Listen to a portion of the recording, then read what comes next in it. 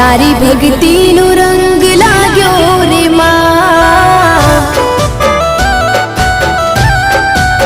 ઓ તારી ભક્તિનો રંગ